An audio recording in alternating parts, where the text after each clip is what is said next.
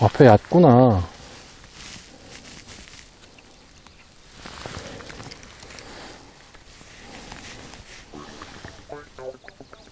왔다. 왔다.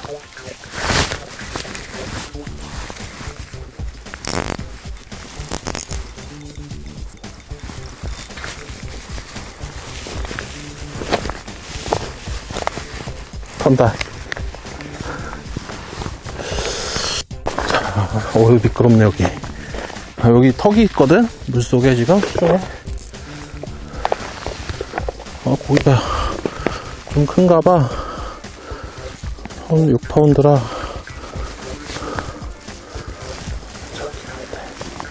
첫 번째 뜰 때 좀 위험할 것 같은데. 예. 그렇게 크진 않네. 예. 어휴.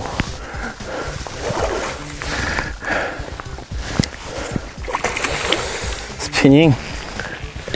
오. 너 왜 그래? 왜 그렇게 나와? 왜 그렇게 와? 예.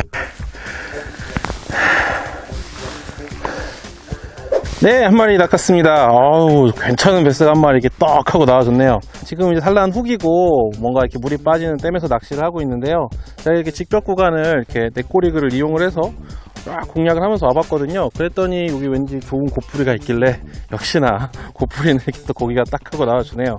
제가 워킹 낚시 제법 오래 했는데 우리가 워킹 낚시 다니다 보면은 왠지 뭔가 조금 더 필요할 때 두 번째 로드가 좀 간절하거든요. 두 번째 로드 뭐가 좋을까 이렇게 생각을 해보시면 내가 낚시 다니는 곳이 이렇게 장애물도 별로 없고 이런 식으로 좀 떨어지는 직벽들이 많다라고 하면 가벼운 채비들을 이용을 해서 뭐 스몰 러버 지그라든지 아니면 뭐 이런 넷꼬리그 그리고 뭐 지그헤드나 가벼운 드랍샷들을 이용을 해서 이렇게 천천히 떨어지는 세밀한 업리그 연출에는 스피닝만한 게 없습니다. 스피닝도 한번 생각해보세요. 베스를 낚는 가장 쉬운 방법. 꿀팁 베스. 구독과 좋아요. 오늘은 제가 이 낚싯대 이야기를 해볼 건데요. 제가 한 자를 갖고 와봤어요. 이게 저한테 가장 정도 많이 들고 막 이렇게 이런데 이렇게 상처도 많고 릴도 상처가 많은 레지 디자인의 610 미디엄 와일사이드 로드인데요. 다들 이런 로드 하나씩 갖고 계시죠? 대부분 베스 낚시 하시는 분들은 자기가 주력으로 쓰는 낚싯대가 하나 있을 거예요. 뭐 낚시를 한 지 얼마 안 됐든 낚시를 한 지 좀 오래됐든 말이죠. 근데 이번 컨텐츠는 낚시를 오래 하셨던 분들보다는 낚시를 입문한 지 얼마 안 됐는데 내가 낚시를 조금 더 해보고 싶다 라고 하는 분들을 위한 컨텐츠입니다. 바로 뭐냐? 요거 다음 로드는 뭘 살까? 그런 내용인데요. 너의 두 번째 로드입니다. 두 번째 로드는 사실 저희가 예전에 그런 컨텐츠를 한번 한 적이 있어요. 그게 뭐냐면 원테크를 구성을 할 때 뭐가 제일 좋은가 이런 컨텐츠를 살짝 한 적이 있는데 그때 범용성이 있는 그러니까 로어의 폭이 넓은 로드를 고르라 이런 내용이 주가 돼서 결국엔 미디엄 로드가 좋습니다 뭐 이렇게 끝냈던 것 같은데 뭐 저하고 의견이 다른 분들도 댓글 많이 달아주시고 되게 재밌게 했었던 것 같아요. 근데 사실 그거는 낚싯대가 좀 여러 자루 있는 사람한테 한 자루로 통합하는 과정이잖아요. 낚시를 시작한 지 얼마 안 된 분들은 각자의 낚싯대를 하나씩 다 갖고 있단 말이에요. 그게 스펙이 파워가 좀 낮은 걸 수도 있고 파워가 되게 높은 로드일 수도 있는데 두 번째 로드는 고르는 방법이 좀 있습니다. 그래서 많은 분들한테 도움이 될 것 같아서 두 번째 로드를 고르는 방법에 대한 이야기를 한번 해볼게요. 대부분 로드를 뭐 이런 베이트 로드를 갖고 있을 수도 있고요. 뭐 또 이런 스피닝 로드를 갖고 있을 수는 있죠. 근데 전제 조건이 있어요. 분명히 한 대가 있다는 거죠. 한 대가 있으면 두 번째 로드는 뭘 고르냐? 내가 만약 이런 베이트 로드가 있다면 이런 스피닝 로드를 고르시고요. 내가 만약 이런 스피닝 로드가 있다면 이런 베이트 로드를 고르세요. 왜냐? 베이트 로드는 좋은 점이 이런 미디엄이든 뭐 헤비든 관계없이 어느 정도 여러 가지 루어를 던질 수가 있어요. 뭐 스피너 베이트 던질 수 있고 뭐 무게 선택을 좀 다르게 하긴 해야겠지만 미노우도 던질 수 있고 뭐 크랭크 베이트 던질 수 있고 뭐 버즈 베이트 던질 수 있고 다 할 수 있어요. 그렇기 때문에 이런 베이트 로드를 갖고 있으면 뭐 여러 가지 루어를 던질 수 있는데 좀 어려운 게 있습니다. 그게 뭐냐면 가벼운 루어를 던지기가 좀 어려워요.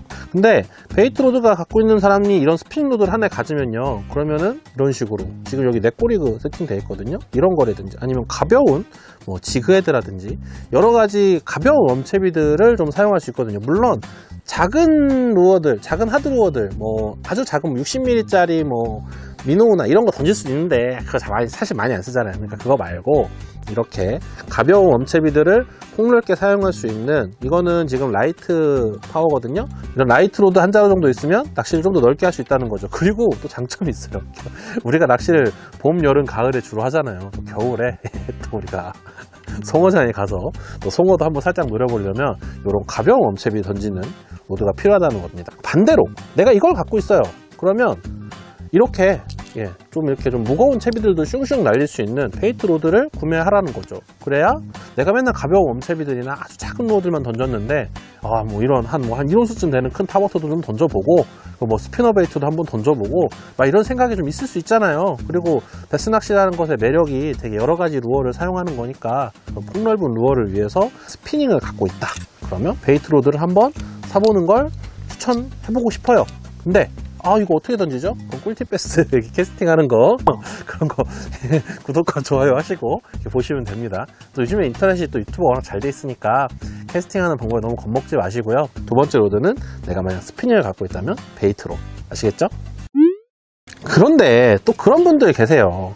아니 내가 베이트 로드, 미디엄 로드 하나 갖고 있는데 그러면은 나 스피닝 사기 싫다, 그런 분 꼭 계시거든요. 그런 분들한테는 제가 이렇게 추천드리고 싶습니다. 베이트를 한 대 더 사세요. 한 대 더 사시는데 가급적이면 같은 스펙은 조금 안 사시는 게 낫습니다. 왜냐면 내가 로드를 한 자루로 낚시를 하다 보면요, 어떤 상황이 벌어지냐면 루어들도 다 비슷비슷한 무게에 다 비슷비슷한 적당한 친구들만 모이게 되거든요. 그렇게 되면 결국에는 어떤 상황이 벌어지냐, 로드 두 자루 갖고 나는 하나 미노우 달고 하나 웜 달 거야, 아니면 나 하나 스피너 베이트 달고 하나 웜 달 거야, 이렇게 낚시를 하게 된단 말이에요. 그래서 똑같은 로드를 두 자루 사는 경우가 생깁니다. 이게 나쁘냐? 나쁘진 않아요. 왜냐? 낚시는 내가 좋아하는 거 해야 되니까. 근데 똑같은 걸 두 자루를 사면 어떤 문제가 생기냐면 낚시의 폭이 그만큼 좀 좁아져요. 예를 들어 내가 미디엄 로드가 한 자루 있어요. 그러면 똑같이 미디엄 로드를 하잖아요. 그러면 그거 갖고는 예를 들면 프로그도 좀 던지기가 그렇고, 뭐 1온스쯤 되는 탑워터도 던지기가 조금 애매해져요. 미디엄 로드로는 프로그 캐스팅은 되죠. 베스용 프로그는 무겁지 않으니까. 그런데 고기를 걸고 나서 수습이 안 됩니다. 로드 파워가 좀 부족해서, 정확하게는 로드의 파워보다는 로드의 내구성이 좀 부족해서 수습이 안 되는 경우가 있어요. 그래서 저는 만약에 내가 미디엄이나 미디엄 헤비를 갖고 있다 라고 하면은 이렇게 헤비 파워의 로드를 하나 구매하시는 걸 추천해 드립니다. 저 여기 합사가 감겨 있는데요, 충분한 파워의 로드가 있으면 합사를 감아서 프로그 낚시를 조금 있으면 이제 또 물이 차잖아요. 그럼 낚시를 할 수도 있고, 두 번째로는 합사가 감겨 있거나 아니면 굵은 나일론 라인이 감겨 있다면 내가 뭘 할 수 있냐, 당연히 비가 한번 오고요, 수초가 쫙 올라오면 그때부터 뭘 할 수 있을까요? 버징의 철이 옵니다. 이런 식으로 미디엄이나 미디엄 헤비가 있다면 조금 공략하기 힘든 헤비 커버라든지 아니면 뭔가 이렇게 던지기 좀 빡센 그런 곳을 버징이나 프로깅 같은 테크닉으로 그런 낚시로 고기를 낚아낼 수 있는 방법이 존재한다는 거예요. 그래서 조금 넓은 쪽으로 선택을 하기 위해서 조금 더 파워가 높은 로드를 선택하시라는 거예요. 그러면 어떻게 구매하면 좋을까요? 미디엄 헤비가 있든 미디엄이 있든 헤비 로드를 구매하시라는 얘기입니다. 제가 한 이야기를 이렇게 가만히 보면요, 결국 무게 배분을 넓게 가져가라 라는 이야기거든요. 가벼운 루어가 갖고 있는 장점이 있고 무거운 루어가 갖고 있는 장점이 있습니다. 가벼운 루어는 기본적으로 좀 폴링이 뭐 좀 이렇게 천천히 된다든지, 아니면 그 자체의 볼륨이 작아서 조금 좀 약간 솥밥같이 보여서 고기가 이렇게 먹기가 좋아요. 좀 만만하게 본다는 거죠.